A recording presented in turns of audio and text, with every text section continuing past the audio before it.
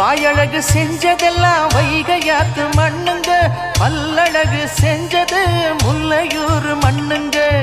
நெத்தி செய்யும் மண்ணுக்கு சுத்தி சுத்தி வந்தேங்க, நிலாவில் மண் எடுத்து நெத்தி செஞ்சேன் பாருங்க.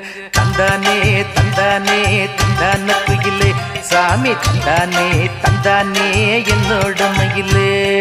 தஞ்சாவூர் மண்ணு எடுத்து தாமிரபரணி தண்ணிய விட்டு சேர்த்து சேர்த்து செஞ்சது இந்த பொம்மை.